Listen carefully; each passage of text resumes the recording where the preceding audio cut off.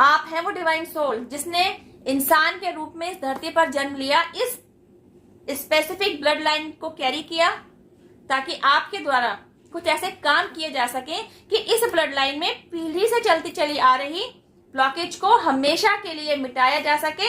As a human being आपने किसी घर परिवार में बच्चे के रूप में जन्म लिया, इसका मतलब आपने किसी ब्लड लाइन को कैरी किया हुआ है। इसका मतलब उस ब्लड लाइन में अगर कहीं कोई पेन है, कहीं कोई ब्लॉकेज रही है, उसे आपने भी अननोइंगली कैरी किया। जेनरेशनल ब्लॉकेज मतलब ऐसी परेशानी जिसे जनरेशन बाय जनरेशन झेला जा रहा है। मतलब एक ऐसी परेशानी जिसे सबसे पहले आपके ग्रैंड पेरेंट्स द्वारा फेस किया गया, फिर वही परेशानी, वही दिक्कत आपके ग्रैंड पेरेंट्स ने भी उठाई, फिर उसी परेशानी का सामना आपके पेरेंट्स द्वारा भी किया गया, फिर उसी परेशानी में आप भी आकर स्टक हुए। अब यह परेशानी, यह ब्लॉकेज किसी भी फील्ड से रिलेटेड हो सकती है। फॉर एन एग्जाम्पल, हर पीढ़ी पैसे का स्ट्रगल ही झेलती चली जा रही है। अभी तक भी किसी एक पीढ़ी द्वारा ऐसी फाइनेंशियल स्टेबिलिटी को नहीं पाया गया जहां आप कह सके कि आपकी जनरेशन में आज की तारीख में मनी प्रॉब्लम नहीं है, मनी का स्ट्रगल नहीं है। ये लाइफ है। ऐसे ही न जाने और कितने एग्जाम्पल्स अभी और भी दिए जा सकते हैं जो इस बात को दर्शा रहे होते हैं कि जनरेशन बाय जनरेशन यह प्रॉब्लम चलती ही चली आई, इसको फेस किया जाता ही रहा। ना तो किसी ने अपनी जनरेशन में इस पैटर्न को ऑब्जर्व ही किया, ना ही इस पर काम किया गया और ना ही इसको रिलीज किया गया। अब आपकी बात करते हैं। आपने इस दुनिया में जन्म लिया, एज अ ह्यूमन बीइंग आपने किसी घर परिवार में बच्चे के रूप में जन्म लिया, इसका मतलब आपने किसी ब्लड लाइन को कैरी किया हुआ है। इसका मतलब उस ब्लड लाइन में अगर कहीं कोई पेन है, कहीं कोई ब्लॉकेज रही है, उसे आपने भी अननोइंगली कैरी किया। और इसका मतलब यह भी है कि अभी तक आपकी हर पीढ़ी द्वारा जिस प्रॉब्लम को फेस किया जाता रहा, वह प्रॉब्लम आपके सामने भी आई है, आप भी फेस कर रहे हैं। Now next what? या तो आप अपनी पीढ़ी की तरह इस सीक्वेंस को जारी रखेंगे, मतलब इस पैटर्न को ढूंढेंगे नहीं, इस पैटर्न पर काम नहीं करेंगे, इस पैटर्न को तोड़ेंगे नहीं, और यह चीज आपके आगे आने वाली पीढ़ी की तरफ इस तरीके से कैरी फॉरवर्ड हो जाएगी। या फिर आप ऐसा कर सकते हैं कि आप खुद से जुड़ सकते हैं, अपने सोल मिशन को ढूंढने के लिए डिवाइन हेल्प ले सकते हैं। तो जब डिवाइन हेल्प आपसे आकर जुड़ेगी ना, डिवाइन हेल्प आपके साथ मिलकर काम करेगी, तब क्या होगा? आप अपने ही ब्लड लाइन में चलते चले आ रहे इस जनरेशनल ब्लॉकेज को ढूंढ पाएंगे, उस पैटर्न को समझ पाएंगे कि क्या पैटर्न है जो आपकी ब्लड लाइन में चलता चला आ रहा है और जो पेन का कारण है, जिसने ब्लॉकेज इकट्ठी कर रखी है। अगर आप ऐसा करते हैं, आपके द्वारा इन सारी ब्लॉकेजेस को रिलीज करने का इनिशिएटिव लिया जाता है, इसका मतलब आप हैं वो इंसान, आप हैं वो डिवाइन सोल जिसने इंसान के रूप में इस धरती पर जन्म लिया, इस स्पेसिफिक ब्लड लाइन को कैरी किया ताकि आपके द्वारा कुछ ऐसे काम किए जा सके कि इस ब्लड लाइन में पीढ़ी से चलती चली आ रही ब्लॉकेज को हमेशा के लिए मिटाया जा सके और इस ब्लड लाइन में आगे आने वाली पीढ़ी के लिए एक सौहार्दपूर्ण, खुशियों भरा, सुख और समृद्धि से भरे हुए जीवन वाला एनवायरनमेंट तैयार किया जा सके। देखिए, इस वीडियो को न जाने कितने ही मेरे व्यूअर्स द्वारा देखा जा रहा होगा। आप अपनी अपनी ब्लड लाइन में आ रखे ब्लॉकेज को समझ पा रहे हैं, पीढ़ी से चलते चले आ रहे पैटर्न को आपने समझ लिया है, आपने समझा है वहां किस तरीके का पेन है, वहां किस तरीके की ब्लॉकेज है। इवन आपने यह भी समझा कि अब इस ब्लॉकेज पर काम कैसे करना है, इस पेन को रिलीज कैसे करना है। बस मोरल ऑफ द स्टोरी ये है कि वो जो वजह होंगी ना, जिन वजहों को आपने समझा होगा, जिन पर जाकर आप काम करेंगे, वे अलग अलग हो सकती हैं। किसी की ब्लड लाइन में सेपरेशन का पेन हो सकता है, तो किसी ब्लड लाइन में पेरेंट्स की अपने बच्चों के साथ मनमुटाव, तो किसी ब्लड लाइन में भाई बहन का आपस में, या भाई भाई का या बहन बहन का आपस में किसी भी वजह से मनमुटाव। मतलब यह पैटर्न आपने फाइंड आउट करना है। किन्हीं दो ब्लड लाइन में सेम पैटर्न भी हो सकता है और किन्हीं 20 ब्लड लाइन में डिफरेंट पैटर्न भी हो सकते हैं। द फैक्ट इज दैट कि आपकी ब्लड लाइन में पेन जरूर मिलेगा, ब्लॉकेज जरूर मिलेगी। आपने इसको हील करना है, इसकी हीलिंग पर आपने काम करना है। वजह अलग अलग हो सकती है। अब यहाँ आप खड़े हैं, आप बेटा भी हो सकते हैं और आप बेटी भी हो सकते हैं, मतलब आप फीमेल पर्सन भी हो सकते हैं, आप मेल पर्सन भी हो सकते हैं जिसने अपनी ब्लड लाइन में आ रखे ब्लड पेन को रिलीज करने का इनिशिएटिव लिया हो। मैं नहीं जानती, मुझे नहीं पता ये रूल किसने बनाया, कब से हमारे प्रथाओं में यह प्रथा चलती चली आई कि ब्लड लाइन में अगर कोई दिक्कत है तो उसको एज अ मेल चाइल्ड ही रिलीज किया जाएगा। आप डिवाइन वर्क से जुड़े हैं या आपको डिवाइन वर्क के साथ जोड़ा गया है, दोनों ही सूरतों में मैटर ये करता है आपके द्वारा क्या काम किया जा रहा है, आपका जेंडर मैटर नहीं करता।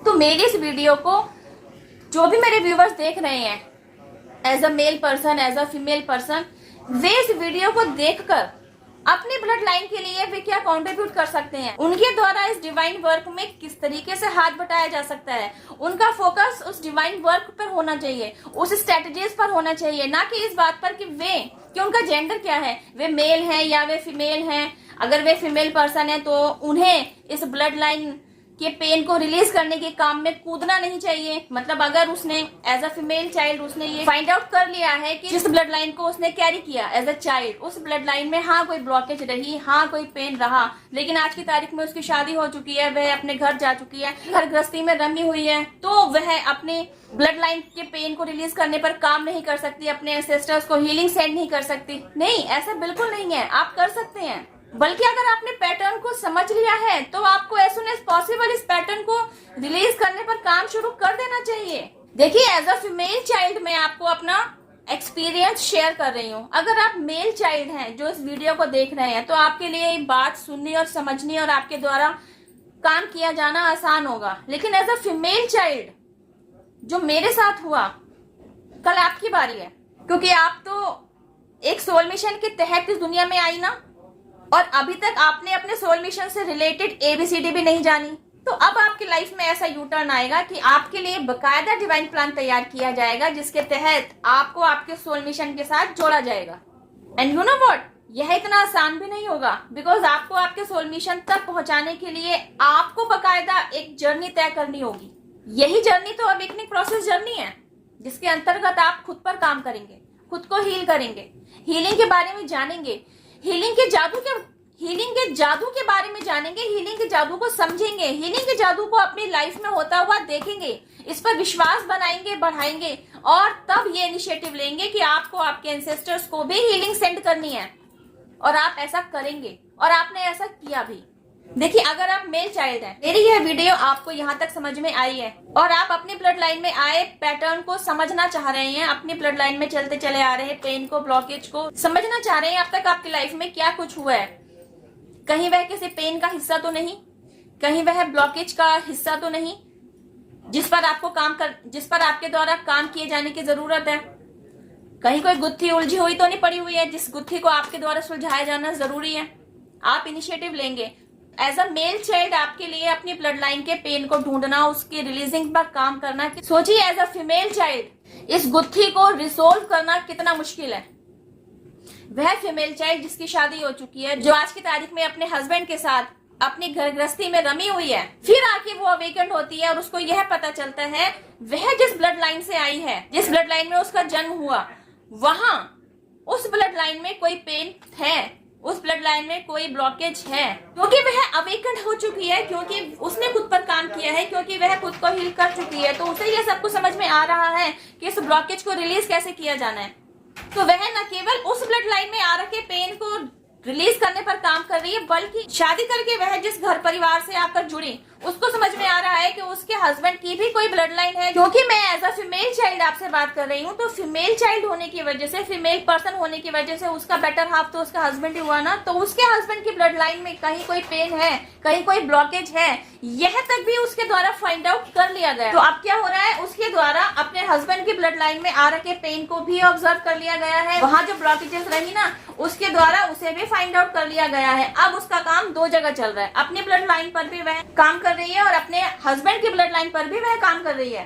तो इसे हुआ क्या, जब उसने अपनी ब्लड लाइन पर काम किया तो उसकी माता की तरफ से आ रखे एंसेस्टर्स और उसके पिता की तरफ से आ रखे एंसेस्टर्स सभी को हीलिंग मिलनी शुरू हुई। सिमिलरली जब उसने अपने लॉज के लिए काम करना शुरू किया तो उसके मदर इन लॉ की लाइन में आ रखे एंसेस्टर्स और उसके फादर इन लॉ की लाइन में आ रखे एंसेस्टर्स को भी हीलिंग मिलनी शुरू हुई। समझिए इस महत्वपूर्ण भूमिका के बारे में। आप हैं वो फीमेल चाइल्ड जो इस काम को करने, इस महत्वपूर्ण भूमिका को निभाने, यही तो है आपका सोल मिशन जिसे अचीव करने आप इस दुनिया पर आए हैं। जब आपके द्वारा दो ब्लड लाइन के पेन को रिलीज करने पर काम किया जा रहा है, वहां उस ब्लड लाइन, उन दोनों ब्लड लाइन में जो भी ब्लॉकेजेस अब तक आती रही, न जाने कितनी पीढ़ियों से चलती चली आ रही थी ये ब्लॉकेज, जिन ब्लॉकेजेस को आपके द्वारा पहचान लिया गया और आपने इन ब्लॉकेजेस को रिलीज करने का न केवल इनिशिएटिव लिया बल्कि इस पर काम भी किया और इन्हें ऑलमोस्ट रिलीज भी कर दिया। सोचिए आप, व्हाट हैव यू डन, सोचिए आपने क्या किया है। 2 ब्लड लाइन पेन को रिलीज करने पर आपने डिवाइन वर्क में महत्वपूर्ण भूमिका निभाई है। न जाने कितनी पीढ़ियों तक चलते चले आ रहे एंसेस्टर्स को आपने हीलिंग सेंड की। अपने मम्मी की तरफ से चलती चली आ रही है ब्लड लाइन में जो भी एंसेस्टर्स आ रहे थे उन्हें हीलिंग मिली। आपके पापा की तरफ से चलते चले आ रहे एंसेस्टर्स को आपके द्वारा हीलिंग सेंड की गई, उन्हें हीलिंग मिली। आपके फादर इन लॉ की तरफ से चलते चले आ रहे एंसेस्टर्स तक को आपने हील किया। इवन आपकी मदर इन लॉ की तरफ से भी चलते चले आ रहे एंसेस्टर्स को आपने हीलिंग सेंड की। यह वो मेहनत है जो आपके द्वारा आपके अकेले के दम पर की जा रही है। अभी यहाँ आपके बेटर हाफ का सपोर्ट नहीं है। जिस दिन वह अवेकन हो जाता है उसका सपोर्ट आपको मिल जाता है। तो सोचिए आप दोनों ने मिलकर क्या नहीं किया। तो जो एक एक करके आपके एंसेस्टर्स हील होते चले जाएंगे, आपकी पीढ़ी दर पीढ़ी को हीलिंग मिलती चली जाएगी, उनका आगे की मोक्ष का रास्ता क्लियर होता जाएगा। सोचिए कितनी ब्लेसिंग्स आप तक पहुंच रही होंगी, आपके एंसेस्टर्स की ब्लेसिंग्स आप तक पहुंच रही हैं, क्योंकि यह एक डिवाइन वर्क है। तो डिवाइन की ब्लेसिंग्स भी तो आप तक पहुंच रही हैं, क्योंकि आपने जनरेशनल ब्लॉकेज को रिलीज करने का काम किया, आपके द्वारा महत्वपूर्ण भूमिका निभाई गई। तो आपको इस सोल मिशन तक पहुंचाने में और आपके द्वारा इस काम को पूरा कराए जाने में आप अकेले नहीं थे, बकायदा आपके साथ पूरा डिवाइन रियल्म आके खड़ा हुआ था। क्योंकि यह एक जर्नी है, जर्नी को तय करना, उसको कंप्लीशन तक पहुंचाना, it's not an easy task. बहुत मेहनत लगती है, सालों साल की मेहनत लगती है, बहुत पेशेंस लगता है, बहुत पेनफुल सिचुएशन से आपको गो थ्रू होना पड़ता है। जब आप टूट रहे होते हैं, आप बिखर रहे होते हैं, आप गिव अप कर देना चाह रहे होते हैं, लेकिन आपको गिव अप करने दिया नहीं जा रहा होता, बस आपको संभालने के लिए और आपको इस जर्नी तक पहुंचाने के लिए बकायदा आपके साथ पूरा डिवाइन रियल्म का सपोर्ट होता है, प्रोटेक्शन होती है। तभी ना आप सोल मिशन तक पहुंच पाते हैं और इस सोल मिशन को अचीव कर पाते हैं, क्योंकि आपने खुद पर काम किया, आपने खुद को हील किया, आपने हीलिंग प्रेयर्स के साथ खुद को जोड़ा। भैया आपने बहुत बढ़िया काम किया है। 2 ब्लड लाइन के पेन को रिलीज किया, न जाने कितने एंसेस्टर्स को आपने हीलिंग सेंड की, उनको हील किया, उनके आगे के मोक्ष का रास्ता खोला। Hats off to you. सारे काम, ये सारी मेहनत, ये सारा divine work as a female child आपने किया। वाकई आप प्रशंसा के हकदार हैं। Hats off to you. इस वीडियो में बस इतना ही। आई एम श्योर वीडियो में दिया गया मैसेज आपको अच्छे से समझ में आया होगा। वीडियो यूजफुल लगे तो शेयर टू अदर्स। वीडियो पर की गई मेहनत पसंद आए तो छोटू सा थैंक यू मुझे भी। अब मैं आपसे मिलती हूँ मेरी नेक्स्ट वीडियो में। टिल देन हैव पेशेंस, रब केयर, जय माता दी, take care, bye, stay blessed. और डिवाइन पावर जिनमें भी आपकी श्रद्धा है, आपके ancestors, universe, angels, spirit guides, mother nature, पूरा डिवाइन रियल्म, सभी को थैंक यू जरूर कहिए, इन्हें ग्रेटिट्यूड जरूर दीजिए, क्योंकि इन्हीं के प्यार, सपोर्ट, हेल्प, प्रोटेक्शन और ब्लेसिंग्स की वजह से आप यहाँ तक पहुंचे हैं। आपने अपना सोल मिशन अचीव किया है, आपने एक वंडरफुल लाइफ जी है। जब आप शरीर छोड़कर जाएंगे आप कह सकते हैं आप एक बहुत ही प्यारा डिवाइन वर्क करके आए हैं। Heads off to you, congrats, stay blessed, bye.